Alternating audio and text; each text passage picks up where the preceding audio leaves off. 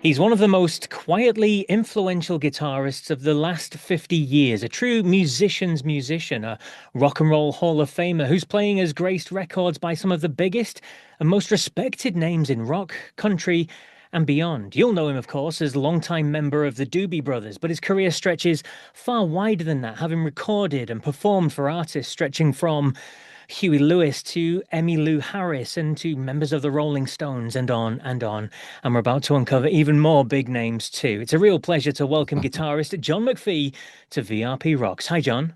Thanks for all the nice hype on the intro, but I really appreciate it. Not at all, John. You certainly deserve it. Absolutely. And we're going to run through your five favorite albums that you've been involved with. Now, this is a fantastic list. It's five very different records, and perhaps together Hmm. that highlights the range of your ability and what you've been involved with as well. So we're going to start with number one on the list as you sent them to me.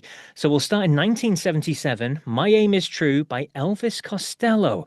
This was the debut album from the brilliant man himself. So let's start with the simple question of why did you include this one on your list? Well, to me, I mean, I feel so fortunate that all the twists of fate conspired to make it happen that I was able to be part of that project. Um, because when I was living in the UK at the time, living in England, and we had some British management, and they started a little record label called Stiff Records. And one of the first artists they signed was a young singer-songwriter named Declan McManus. And Jake, one of the managers, approached me and says, we've signed this guy. He's kind of like I see him as sort of a new Van Morrison, but his own thing and stuff. And you played on a couple of Van's albums. Maybe you guys, you're the band. He likes the albums you guys did for Fantasy back in the '60s and stuff. How would you feel about backing him up? I said, well, it sounds interesting, but let's hear the material. Well, Jake sent me a little tape of Elvis, just him and an acoustic guitar with his songs. And we were all blown away by the quality of his writing, the lyrics in particular, but just in general, just great songwriting. And we just jumped on it. So the band Clover that I was in at the time, which included Huey Lewis and Sean Hopper from Huey Lewis and the News, we went into the studio. Well, Declan came down to our where we were living at the time at Headley Grange, and we had room to rehearse, and we rehearsed up the songs, and then went into a little 8-track studio in London and started cutting these things. And initially, it was going to just be a single, and then they said we should do let's do one side of an album of this chap, and the other side will be Reckless Eric, another artist they had signed. And so it was going to be one side of an album. And then when they heard the song Allison, the results of how that came out in the studio, they said, we got to do a whole album on this guy. So they did. And then by the time it came out, he was Elvis Costello. And anyway, it's just I put that on the list because I mean I'm still in touch with Elvis, and it's formed a friendship and a musical relationship that's lasted for decades now, and it's really important to me. And I think I consider him, he's had a great career, and he's one of the guys that actually deserves that. He's got the goods. Absolutely. Yeah. Songwriting, lyrics, the works, fantastic musician, Mhm. fantastic guy. I heard that at the time while he was doing this, he still had a day job, obviously. He wasn't the superstar that he is today, but he was Right. he was phoning in sick and things like that to come and rehearse with you guys. Is that true? Yeah, well, yes, it is true. He was, he did have his day job it was a computer related day job, and he had to carve out time around his, real job to Yes. do music, and so, boy, from, humble beginnings, what a great career the man has made for himself. Yeah. And again, I just feel I put that on the list 'cause I feel so fortunate to have been part of it at all. So Yeah. And in terms of the recording of that record, again, most of the songs I believe were recorded live, first takes, very little overdubbing. Is that true? very true, very true. I've said it. I put it in these terms on occasion that I would wager money that it is more of an actual live album than anything that's been marketed as a live album in the last 30 or 40 years. I mean, we really, well, one example is that of my playing, there's not one note that is punched in or overdubbed. all of my guitar and steel work and everything, it's all live completely, and pretty much everything is. Wow. And just a quick That was personal. Nick Lowe. I was begging Nick Lowe to let me. I could play that better, and he had the wisdom to keep it feeling. See, that was one of the reasons it feels so good. I think is because of that. And Nick had he had the, I don't know, the vision or whatever to go. No, this feels good. Let's leave it. Oh, you certainly had the right idea. Just a quick personal question then. Obviously, you came to the UK at that sort of time. The UK around that period was a changing time as well, wasn't it? Punk was really starting to get ahead of steam, that Mhm. 66, 60, 76, 77 sort of time. So how did you find Right. being an American over in London and Britain at that time? It was well, it was interesting because our timing. I mean, it was just one of those, talk about twists of fate. We couldn't have timed it in some ways more poorly for Clover's career, Yes. but we did, we did what, for me, we did what I've always done, and as musicians, we tend to do, and just try to do your best and hope somebody will like it, and other than doing that, you really you can't exert much control over it. You just got to try your best and live with it. But it was interesting to watch it going down and going, wow, this is really, there's some interesting stuff going on here. And it's a lot different than what we do, but it's, there's some validity to different approaches to music. I don't know. We learned a lot. I think it's in so many ways it was good to just be kind of jarred a little bit as you going along and trying to develop as musicians. So it's probably good for us. Yeah, absolutely. As in life, it's nice to be Yeah. exposed to these different things that are very culturally different as well. So yeah, great stuff. Right. Excellent. Right, that's number one out the way then. And you mentioned this guy, number two, 1971, Tupelo Honey, Van Morrison. So again, why is this on your list? And a lot of similar aspects to why I would put that on the list. Van, it was kind of, for me, it was amazing because, it seemed like it was not that long before that I was, looking at a them album and going, these guys are cool.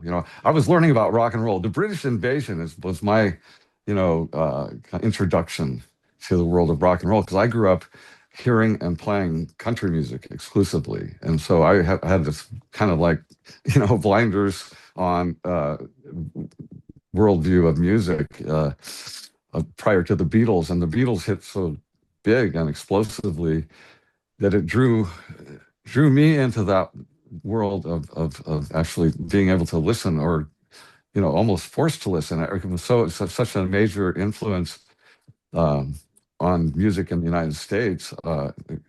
And all of a sudden, I went from, hey, I was honestly, I look at myself, I was kind of an outcast, but it was all of a sudden, it's like, hey, the McFee kid already knows how to play. Let's get him in our band, because everybody wanted to be the next Beatles. Everybody Of wanted to course. have a Yeah. band. So it opened doors for me. Just the what the British invasion did. And anyway, when Van called me to play and to go record with him, it was like, Van Morrison, really? It was like, so I kind of, idolized him. If anything, he was, he'd had, even at that point, had quite a career of, Yeah.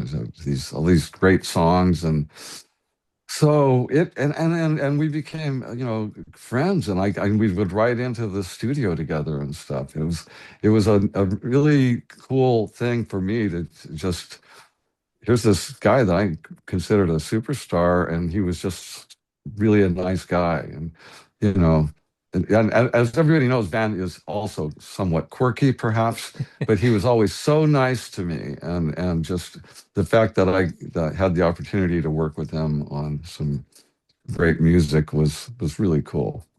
I just want to pick you up something, almost a throwaway comment then when you got the call from Van to come and play on the record. I'm guessing it wasn't just out of the blue. I mean, what had you done before that? How did he learn of you? How did you get involved?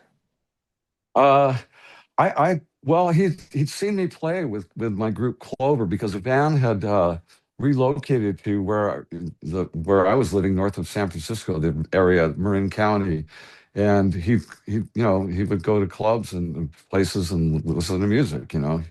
Um, I suspect he was studying things, but as much as anything else. But he heard me play, and I guess he liked my style, and I ended up doing those two albums with him, Tupelo Honey and St. Dominic's Review, and that was my first. That was where I met Ted Templeman, who was producing Oh, Van at the time, and Wild Night by Van was Ted Templeman's first hit record as a producer. Before the Doobie Brothers, before Van Halen, before anything else, that was Teddy's. And that Teddy, I'm sitting in the studio where we recorded a lot of Southern Pacific stuff and all the Jack Dog stuff. And we also recorded a lot of Doobie Brothers stuff here. And a few years ago, Ted was here, and he's the one that reminded me of that. I had never thought of it like that. He says, John, you played on my first hit record as a producer. We were working on a Doobie Brothers project here. And so anyway, that's my little bragging point with Ted Templeman. oh, nice. Brag away for sure. You mentioned Van was a is a nice guy to you and things like that, but he's obviously Mhm. he's known as a man who was being intense in the studio, shall we say? Did you ever see any of that Mhm. when working with him? Yeah, yeah, sure. I saw he was intense, but again, for some reason, to me, he was always just like this a real gentle, kind person. And like I say, we would sometimes go from Marin into San Francisco to the studio together. And I I could tell a few Van stories, but he was just a great guy, and he recommended me to Bill Wyman of the Rolling Stones, and so I ended up playing on Bill Wyman's Stone Alone album, and Van was in the studio at the time. And one of the things, sometimes Van is just I think being around people can be intense for him. So he was in the studio with people that are his friends, but he was kind of like off in the corner by himself a lot. And so there's that aspect of Van. That's just part of who he is. But the way I grew to know him, I just thought, I get it. I understand. If I What's could it go like? hide in a corner, I would too. I think most of us would at times. What's it like Yeah. working with a man with a voice like that as well, though? Because he got such a great voice, hasn't he? It's one of the great voices to me of all time. I just there's so much soul in what when he's singing. It's like uh well, one thing about Van, I feel like when he's singing, there's not one insincere moment. It's all real. It's all he's saying, he's putting it across as what he intends it to mean and be. And that's rare. That's a rare quality. It's true soul. 100% agree. Well, some interesting choices so far. Elvis Costello, Van Morrison. And next up is a huge album, absolutely massive. I think it was 4 times platinum in America. And I think it's been recently added to the Library of Congress recording national Hmm. records for all time or something like that. So that shows you just how big it is. This is, of course, Fly Like an Eagle by Steve Miller, 1976. So talk to me about how you became involved with this record. Uh, well, Steve was another guy that he had relocated to the Bay Area, and my connection with him was simply because he had heard me play, and he apparently liked what I did too. I kind of I there was when we moved to England, for example, Steve came to Clover's farewell party going away. Wow. He was we'd played some shows. He did some interviews that I'd seen, and he talked to me about it. We've discussed this. We did a show with him once. I forget, it was somewhere in the Bay Area where Clover was the opening act, and we played our show, and he always felt that we blew him off the stage. And I don't think so, really. Steve's great and always has been. So, but he really liked what we did, and he certainly must have liked what I did because he let me, record with him, as did, interestingly, from the early Steve Miller Band. I played on Steve's Fly Like an Eagle. I played on Boz Scaggs' Moments album. I played on Tim Davis's solo album. So I played on three members of the early Steve Miller Band's solo projects. So I for some reason people would hear me, and I never felt like I was good enough. So that's what blows my mind about my career. You look at all these things I did, like when you were introing me, and I'm going, I sound like I'm cool, but I don't think I'm cool. I never have. I mean, I'd love to go on a big ego trip, but I feel like I've just been very fortunate that these some musicians I admire have thought enough of me to invite me to make some music with them. That's a You know? really interesting way of putting it. It's almost anti-rock star belief or way of behaving as well. Is that something you've always kind of had to deal with then? This kind of, I don't know, you're talking yourself down in a way, which is quite unusual to me. Yeah, well, I do. I've got my mental problems for sure, and one of them is I'm not real big on self-esteem. I just try to do my best, and like I say, it's always a surprise to me when people think it's good enough, because to me, I'm always trying to get better, and it's I don't know. It's a bit of a struggle. Wow, it's incredible. Incredible. The stuff you've been involved with is phenomenal just on its own. So, and the quality of your musicianship stands a test of time for sure. And speaking of stands a test of time, Fly Like an Eagle, the record itself, like I said, as I introduced it, 4 times platinum and oh, Rolling Stone magazine top 500 albums of all time. It's always listed up there, isn't it, as one of the greats. So how do you feel looking back Yeah. on that album, reflecting on that record? How do you feel about it now in today's world? Well, it does stand the test of time. It really is a great record. I mean, Steve, he's a real talented guy, a very, very smart guy. And I ran into Steve fairly recently. The Doobie Brothers did a thing at the Songwriters Hall of Fame. Uh, it was an induction ceremony for the Doobie songwriter guys, and we performed, and we were there, and Steve was there. And I hadn't seen him in a while, and we ended up talking for quite a while and reminiscing, and we were talking about it and just going, yeah, those were some good times for sure. But he's there again talking about delivering the goods. Steve, he knows how to make hit records, and you know he's proven it. Absolutely, that's true. Absolutely true. Right, let's move on to number four. And again, this is very different from what we've spoken about already. 1974, Grateful Dead from the Mars Hotel. So again, Right.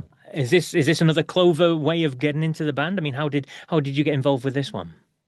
Some of the same for sure, because the Dead were based really in Marin County as well, Yeah. where Clover was, north of San Francisco. Before the Mars Hotel project and around it, during that whole time period, I've been doing quite a bit of outside of the Dead work with Mickey Hart, drummer of the Dead, and so I knew Mickey really well, and we'd worked on a bunch of different adventurous projects. Mickey's always trying new stuff. And there was that connection. But I guess, when I've read Garcia has spoken about it a little bit, that as a pedal steel player, he felt like it was at that point in time, he certainly felt like he had not been getting a chance to play enough and practice enough on steel, because it's a very demanding instrument, which it is. He's right about that. And I was playing a lot of steel, and Phil had a song called "The Pride of Cucamonga" that he wanted pedal steel on, and however they came to the conclusion that they needed to call John McFee, God knows. But I got that call and went in and worked with them on that, and which was pretty cool for me, because it was like, uh, you, how can you not feel good about getting to play with the Dead, So but I liked what Jerry did on steel, on like Teach Your Children and stuff. So I don't see it as any competition or anything. But the fact that I was the steel player that they chose to fill in for Jerry, or whatever, however you want to look at it, was a real compliment. But a lot of there again, I think it came from them hearing me and knowing what my style was, and you know, somehow I got lucky again. Definitely a compliment if Jerry Garcia is letting you play pedal steel on the record for him. In terms of the band, then, I mean, obviously they're known for their free-flowing style, shall we say. So when it came to Hmm. this part on this song in particular, were you allowed to have free reign, or were you told that we need you to do this, this, and this? Uh, yeah, I generally like so many, almost all the work that I've ever done. I get hired because they like my style. And so they usually, it's pretty rare that I'm told what to play to any degree at all, almost. And either other than sitting there and going, well, maybe play something, a little flashier, or, maybe lay it back, or, let that section, let the piano take over. Think, cues like that. Yeah. There was some input for sure, but for the most part, they just let me play you know, what I felt like. Fantastic. Fantastic stuff indeed. Right, well, that's four. Let's move on to five then. And this one, I'll be honest, is a little out of my wheelhouse. It's a much more Right. recent record as well, 2008, Carlene Carter with Stronger. So tell us all about this Mhm. one then, John. Well, I put that one on the list because I've known Carlene for a long time, and I played on various records of hers. And at that one point, she was working on what became the Stronger album, and had gone into to Johnny Cash's studio, a Cash cabin, and cut a bunch of tracks. And she just wasn't happy with how it turned out, and said, "John, can you fix this?" type thing. Well, I ended up just kind of redoing the whole thing. But so it's for me, it was pretty cool that Carlene let me just rearrange all these songs. But the reason it's on my list is because uh, if you listen to that album, the songwriting is so good. Her songs are really good, and I'm not sure exactly why she isn't more renowned as a songwriter, but is a she's one of the best. And so I put her on the list because I admire her songwriting so much. And when you talked about being brought in to refine the tracks and stuff, I think you played most of the instruments as well, didn't you, on the final record? I ended up, yeah, really pretty much, yeah, almost everything. It's all me, bass, drums, keyboards, any stringed instruments that are on there, So yeah. And the reason that there is a reason. It's not because I'm on that much of an ego trip. It's because the timing of how when Carlene asked me if I could fix it, uh, and stuff, was such that I wasn't able to schedule any time to, like, book a bunch Bring of people in. players to come into the studio. So I had to kind of like piece it together on my own time. And a lot of it was recorded on the road, even like I have my traveling recordings set up, and I would keep working on it when I was on tour. And so I just did it around my schedule, which was very busy. So that's the main reason why it's all me, is because there was the only way I could really get it done in time for the release that they were looking for. Fantastic stuff. Well, it's been a pleasure chatting with you, John. Some fantastic records, and as I said, really varied as well. So it's nice to hear the stories behind these and the fact that you played on them. Just to run through them again: Elvis Costello, "My Aim Is True," "Tupelo Honey" by Van Morrison, Steve Miller with "Fly Like an Eagle," Grateful Dead's "From the Mars Hotel," and we finished off there with "Stronger" by Carlene Carter. John, it's been an absolute pleasure hearing your stories. Thank you so much for joining us on VRP Rocks. You're very welcome. Thank you.